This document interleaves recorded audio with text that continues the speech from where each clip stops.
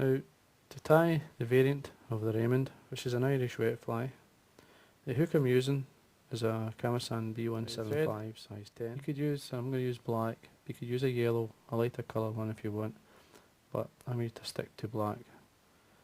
Now, firstly, I'm going to put down a layer of thread on the shank and get to the point where the thread is in line with the barb, and then remove the waste piece. Now, the tag is normally a Glow Bright number 4, but for this variant I'm going to use the red holographic. Just tie it on the side. Now take your thread round the bend down about 3mm and bring your thread back up.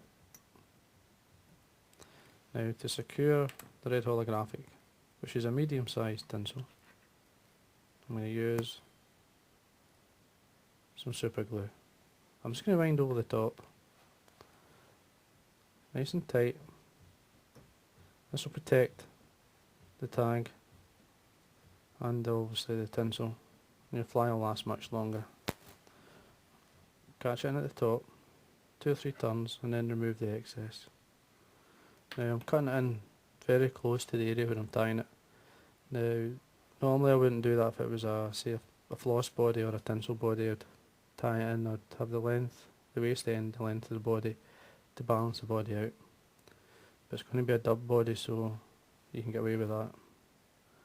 Tail, this is golden pheasant crest, and I've dyed it yellow just to boost the colour. The length, basically could be the length of the hook, length of the body, it's entirely up to yourself. This fly I like round about the length of the hook. Now the tail length you hold in your fingers as you see, and then catch in the waist end. At this point I'm going to trim it the full length of the body. Now the rib is a oval gold tinsel. Now I'm using a small, catch it on the side, full length of the body, and then I'm going to tie in both the tail fibres of the waist end and the tag, and the rib. Bring your thread back up nice and tight. Now for the body I'm using a gold and olive seal's fur. Dub it nice and tightly onto your thread.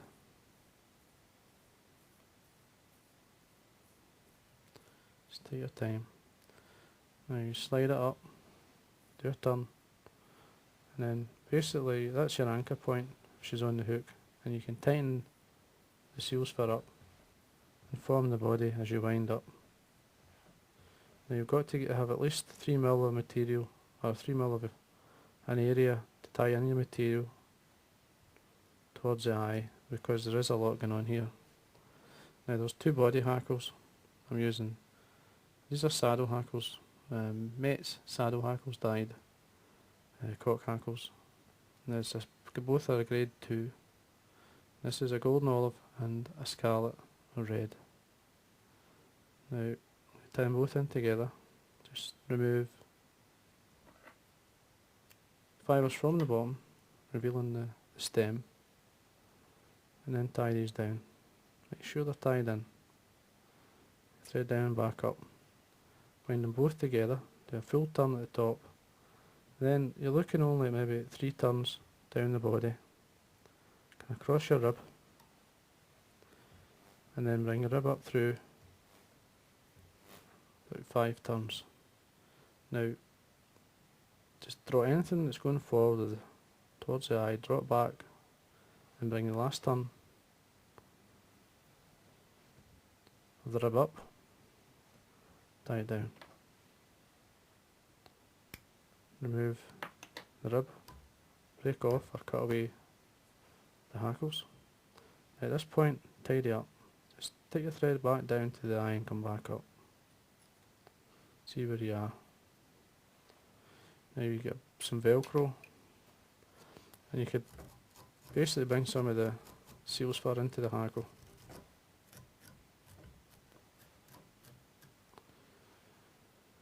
And there we are. Now, the first hackle I'm going to put on, this is a body hackle from a mallard duck. It's one of the small body hackles. Now you only need to turn the hackle. Remove fluff from the stem. And you tie this in by the tip of the hackle. Pull it down. Just reveal tip. What I like to do is a couple of turns down and fold tip of the hackle back.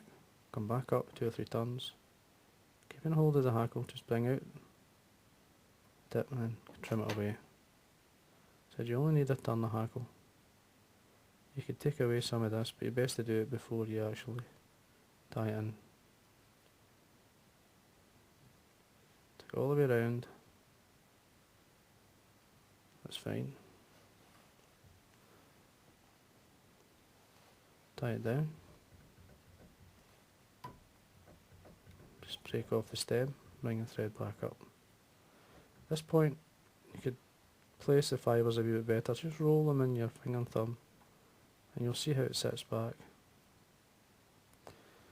The next hackle, this is a French partridge, dyed olive. Again, you only need to turn again. So just remove the fluff from the stem.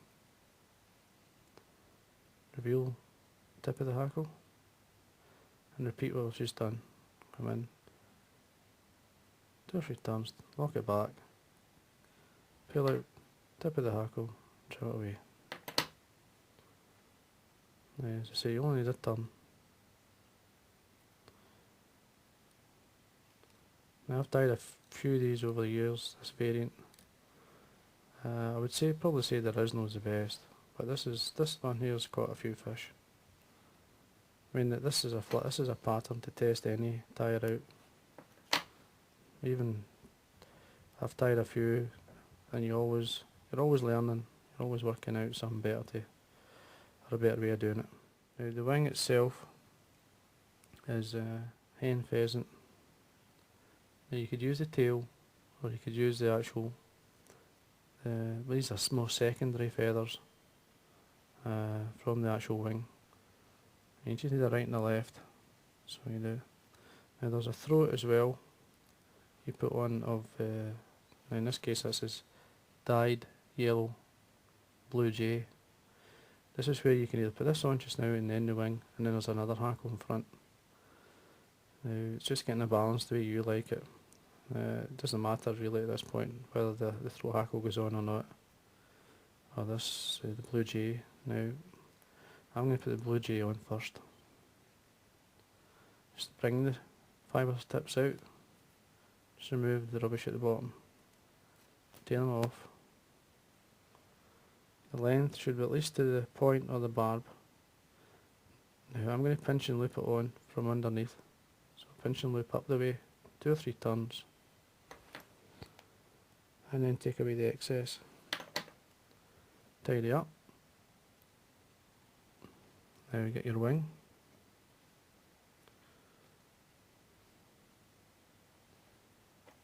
Just take a right and a left.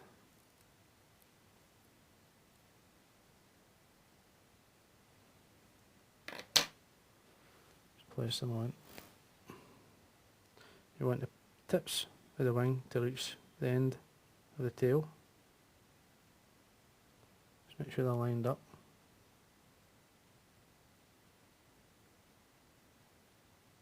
That's about right.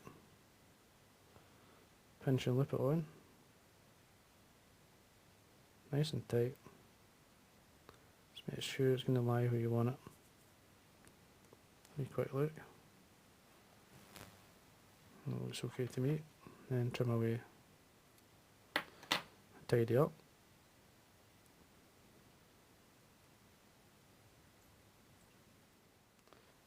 Now for the final hackle, I'm going to use a dyed yellow English partridge.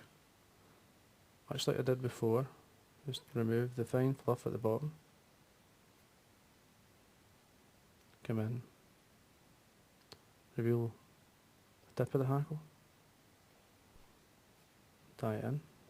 Now at this point I'm just going to take it all the way down. I'm not going to fold it back, just try to balance the head a wee bit here, and then draw back the fibres. Now I'm going to use my hackle pliers just to give me a wee bit more length so I can see what I'm actually doing. Draw it back. Now there's sometimes you could actually take off one side of the hackle, but there's not much of a hackle here. Now once you've got enough, just bring your thread up beside the stem. Make sure you get a good 2 or 3 turns in first. Take your thread down to the eye. Now I could fold this back, which you can do. Just fold it back, bringing the thread in front of the stem, which makes it much stronger. Now I'm going only halfway up the head, so I'm going to trim away the hackle stem at this point, and then keep building up the thread, tying this in.